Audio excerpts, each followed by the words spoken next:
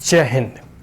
आइए, जैसा आप लोगों ने टाइटल में देख लिया है, अब हम लोग पढ़ेंगे कि आखिर भारत के जितने भी संविधान निर्माता थे, जितने भी कॉन्स्टिट्यूशन फ्रेमर थे, ठीक है, कॉन्स्टिट्यूएंट असेंबली में, उन्होंने प्रोपोर्शनल रिप्रेजेंटेशन के सिस्टम को क्यों रिजेक्ट कर दिया, ठीक है। और एक प्रकार से कहते हैं कि अभी का जो सिस्टम है, one vote one value and one member, ठीक है, एक प्रकार से कि मतलब कोई भी व्यक्ति एक वोट देता है, ठीक है, उसका एक कीमत होता है और एक ही प्रतिनिधित्व चुने जाते हैं। मेजोरिटी ऑफ दी कह सकते हैं कि जो वोट एक्वायर करते हैं या फिर मेजोरिटी के साथ जो जीतते हैं। तो आखिर वह कौन सा रीजन था, क्या तर्क था उनके जो है जितने भी कॉन्स्टिट्यूएंट असेंबली मेंबरान थे या फिर कॉन्स्टिट्यूशन फ्रेमर, कि हमने प्रोपोर्शनल रिप्रेजेंटेशन के तरीकों को नकार दिया। इसके पीछे क्या तर्क थे, क्या कारण थे, सब हम लोग पढ़ेंगे। आइए, पहला है प्रोपोर्शनल रिप्रेजेंटेशन जो है अडॉप्ट किया गया है वो सिर्फ राज्यसभा में, क्योंकि इनडायरेक्टली इनका इलेक्शन होता है। लेकिन जो रियल पावर, रियल अथॉरिटी और जो real will of the people को रिप्रेजेंट करता है वो है लोकसभा। लोकसभा में यह मेथड्स को नहीं अडॉप्ट किया गया। Is that clear? तो नॉट प्रिफर्ड इन लोकसभा, लोकसभा में यह नहीं प्रिफर किया गया। और कौन सा मेथड प्रिफर किया गया? Territorial representation. टेरिटोरियल रिप्रेजेंटेशन का मतलब पूरे के पूरे भारतवर्ष को एक छोटे छोटे कंस्टिट्यूएंसीज में, टेरिटरी में डिवाइड किया गया और उससे जो है वहां का प्रतिनिधित्व चुनकर आता है।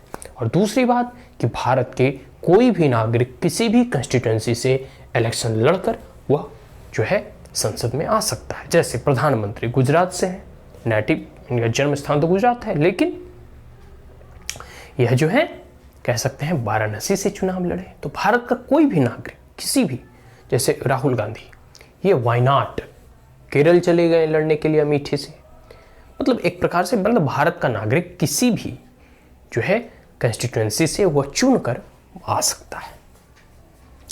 तो कंस्टिट्यूएंसी का मतलब क्या होता है? एवरी मेंबर, कोई भी मेंबर जो लेजिस्लेटिव असेंबली को है रिप्रेजेंट करता है अ जियोग्राफिकल एरिया। मैंने पहले बताया एक भौगोलिक एरिया, पार्टिकुलर एरिया, जिसे कि कंस्टिट्यूएंसीज में, ठीक है, जो है उसे संसदीय क्षेत्र भी कहते हैं। उसमें उसका डिवाइड पूरे के पूरे कह सकते हैं कि पॉपुलेशन के आधार पर और जो है सेंसस के आधार पर हर 10 साल में जो है जनगणना निकलता है, सेंसस होता है, उस आधार पे उसे डिवाइड किया जाता है, ठीक है। उस तो ज्योग्राफिकल एरिया को रिप्रेजेंट करता है एंड वन इलेक्टेड ओनली, और सिर्फ एक ही व्यक्ति चुने जाते हैं। हर एक कंस्टिट्यूएंसी से सिर्फ एक व्यक्ति चुने जाते हैं जो मेजोरिटी ऑफ द वोट लाते हैं, जो सबसे अधिक वोट को अक्वायर करते हैं और सबसे अधिक वोटों से जीतते हैं, ठीक है। सिंगल मेंबर्ड कंस्टिट्यूएंसी भी इसे कहा जाता है। इसके लिए इसका नाम जो है सिंगल मेंबर्ड कंस्टिट्यूएंसी की। एक कंस्टिट्यूएंसी से एक ही मेंबर जो है इलेक्ट होके लोकसभा में आते हैं। आगे है been who secure the majority vote, जो सबसे अधिक और सर्वाधिक वोट और बहुमत के साथ जो सबसे अधिक वोट लाते हैं वो जीतते हैं। तो इस मेथड्स को अपनाया गया है लोकसभा के जितने भी संसद होते हैं उसके चुनाव में। आगे है प्रोपोर्शनल रिप्रेजेंटेशन। प्रोपोर्शनल रिप्रेजेंटेशन क्या कहता है कि जितनी भी जनसंख्या है उस आधार पर, उस प्रतिशत पर सभी को उतना प्रतिनिधित्व लोकसभा में होना चाहिए, ठीक है। तो ये एक प्रकार से प्रोपोर्शनल रिप्रेजेंटेशन जो है removing defects of the territorial representation, ठीक है, and all section of the people get representation in proportion of their number. जितना भी मैंने पहले बताया, जितना नंबर है, कोई अगर माइनॉरिटी कम्युनिटी है तो कम्युनिटीज है तो उसके उतने नंबर के हिसाब से, मतलब उतनी जनसंख्या के हिसाब से उनका उतना प्रतिनिधि जो है लोकसभा में आ जाता, अगर हम प्रोपोर्शनल रिप्रेजेंटेशन को चुनते तब, ठीक है। And smallest section also get due representation, और जो सबसे कम, जैसे ज्यूज है सबसे कम है, सिख है सबसे कम है, तो जो कम से कम भी जनसंख्या जिनकी होती है उनका भी उनका प्रॉपर रिप्रेजेंटेशन हो पाता है। इंडिया ने अडॉप्ट किया है सिंगल, जो है एक प्रकार से कह सकते हैं प्रोपोर्शनल रिप्रेजेंटेशन भी दो प्रकार का होता है। एक होता है सिंगल ट्रांसफरेबल वोट और दूसरा होता है लिस्ट सिस्टम, ठीक है। प्रोपोर्शनल रिप्रेजेंटेशन जो है 2 टाइप का है। पहला है सिंगल ट्रांसफरेबल वोट, दूसरा है लिस्ट सिस्टम। तो सिंगल ट्रांसफरेबल वोट जो हमने राज्यसभा में चुना, इस स्टेट के लेजिस्लेटिव कह सकते हैं कि काउंसिल में चुना। देखिए जो स्टेट द्विसदनात्मक होता है ना, तो जैसे भारत में यूनियन में सेंटर में जो है अपर हाउस लोअर हाउस है, मतलब लोकसभा और राज्यसभा है, ठीक उसी प्रकार स्टेट में भी जो है लेजिस्लेटिव असेंबली और लेजिस्लेटिव काउंसिल होता है। तो वहाँ भी जब लेजिस्लेटिव काउंसिल का चुनाव होता है तो हम प्रोपोर्शनल रिप्रेजेंटेशन के तहत राज्यसभा, लेजिस्लेटिव काउंसिल, स्टेट की प्रेसिडेंट का और वाइस प्रेसिडेंट का, राष्ट्रपति का चुनाव जो है इसी प्रोपोर्शनल रिप्रेजेंटेशन के माध्यम से सिंगल ट्रांसफरेबल वोट के तहत इनका चयन होता है, इनका चुनाव होता है। लेकिन हमने लोकसभा में, राज्यसभा में तो हम इस मेथड को अपनाए हैं, लोकसभा में हमने क्यों छोड़ दिया? इसके पीछे कारण था। Why not proportional representation in Lok Sabha? ठीक है, तो सबसे पहला इसका कारण था कि difficulty to understand by voters. ठीक है, हमारे भारत में यूनिवर्सल एडल्ट फ्रेंचाइज अपनाया गया कि सार्वभौमिकता का अधिकार, सबको मत देने का अधिकार, irrespective of caste, class, creed, community, sex, gender, region, religion, rich, poor. ठीक है, कोई भी व्यक्ति जो इस देश का नागरिक है, गरीब हो, अमीर हो, दिव्यांगजन हो, फिट हो, और किसी भी धर्म से हो, किसी भी भाषा से हो, किसी भी क्षेत्र से हो, जो इस देश का नागरिक है, काला हो, गोरा हो, ठीक है, गरीब हो, अमीर हो, सब जो है वोट डालने का सबको अधिकार दिया गया। ठीक है, बहुत लोग ऐसे थे जो कि अशिक्षित थे, उन्हें मालूम ही नहीं था कि वोट क्या होता है, डेमोक्रेसी क्या चीज़ होती है, वोट कैसे डाला जाता है। पहले बैलेट पेपर होता है, अब देखो ईवीएम मशीन आ गया। तो कितना जो है इलेक्शन कमीशन जो है जागरूकता अभियान फैलाने के लिए कि ईवीएम में कैसे वोट डाला जाता है, कैंपेन वगैरह में नेता लोग भी बताते हैं। तो ये जो मेथड है उस वक्त, उस कार्यकाल में जब हमारा देश आज़ाद हुआ था, उतने लोग शिक्षित नहीं थे, उतने लोग इसके बारे में जानते नहीं थे।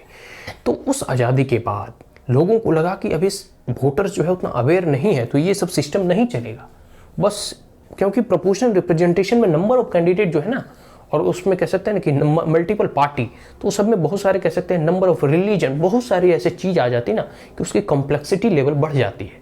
इस कारण जो वोटर्स को शुरुआत में उसको समझने में दिक्कत होता है। अभी भी जो इलिटरेट पीपुल है उन्हें जो है वोट डालने के लिए बोलो तो वो पूछते हैं कि भाई हमको कैसे बटन दबाना है, किस पे दबाना है, हमको इस पे, मतलब एक प्रकार से अभी भी एक प्रकार से वो उतनी पूरी की पूरी एट अ ग्राउंड लेवल जो रूरल इंडिया है उसमें उतना अभी जागरूकता नहीं फैला है। ठीक है, तो डिफिकल्टी टू अंडरस्टैंड, उसे समझने में वोटर्स को बहुत अधिक परेशानी होती है। और दूसरा है कि unsuitable to parliamentary system of government, जहाँ भी पार्लियामेंट्री फॉर्म ऑफ गवर्नमेंट को अडॉप्ट किया गया है, अपनाया गया है, वहाँ यह सिस्टम जो है अनसुटेबल है, बिकॉज कि मल्टी पार्टी सिस्टम है भारत में और यह सरकार में इंस्टेबिलिटी क्रिएट कर देगी।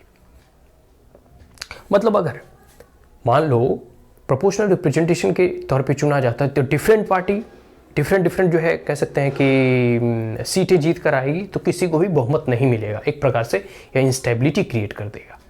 ठीक है, तो ये चीज़ें हैं। आगे है डिमेरिट इन प्रोपोर्शनल रिप्रेजेंटेशन, और बहुत सारे ऐसे नकारात्मक पहलू हैं जिसके कारण इसे नहीं अपनाया गया। पहला है एक्सपेंसिव, यह बहुत इसमें खर्च होता। ठीक है, दूसरा है no scope for by election, मान लो किसी कोई जैसे कोई नेता है, कोई मंत्री है, उसका डेथ हो जाता है, तो उसके बाद उसकी बाई इलेक्शन करवाती है इलेक्शन कमीशन, फिर से चुनाव करवाती है। ठीक, तो इस परिस्थिति में प्रोपोर्शनल रिप्रेजेंटेशन में बाई इलेक्शन करवा पाने की संभावना नगण्य है, नहीं के बराबर है। आगे है eliminate contact between the voter and representative, जो वोटर और रिप्रेजेंटेटिव के बाद जो कॉन्टैक्ट होना चाहिए वो एक प्रकार से खत्म हो जाता है, इलिमिनेट करने का प्रयास करता है, हरास हो जाता है। प्रमोट माइनॉरिटी थिंकिंग और ग्रुप इंटरेस्ट, माइनॉरिटी थिंकिंग क्या एक प्रकार से कह सकते हो सेपरेटिस्ट, जैसे अभी ओबीसी वगैरह का पार्टी है ना, तो मतलब किस प्रकार से सेपरेटिस्ट मूवमेंट जैसे जम्मू कश्मीर में चल रहा, तो उस प्रकार से जो धर्म के आधार पर जो भारत का विभाजन हुआ था वो सब होने की संभावना अधिक बढ़ जाती।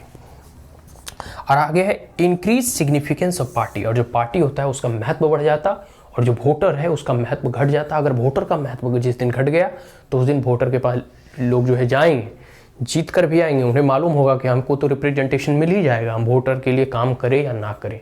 तो एक प्रकार से पूरी की पूरी लोकतांत्रिक जो मूल्य है, जो लोकतांत्रिक अवधारणा है कि हम जन कल्याण के लिए कार्य करेंगे, वह बेसिक फिलॉसफी और दर्शन ही जो है इसके आने से वो समाप्त हो जाता। तो ये चीज़ है कि why proportional representation not adopted, आखिर हमने या फिर मतलब हमारे कॉन्स्टिट्यूएंट्स या संविधान निर्माता ने प्रोपोर्शनल रिप्रेजेंटेशन की फिलॉसफी और इस सिस्टम को क्यों एडॉप्ट नहीं किया। समझ गए? Is that clear? So if you are the first time on my channel, then like it, share it, as well as subscribe it. Also press the bell icon. And if there were any queries, comments, suggestion, advice, you may comment in the comment box. Thank you once again. Have a great day.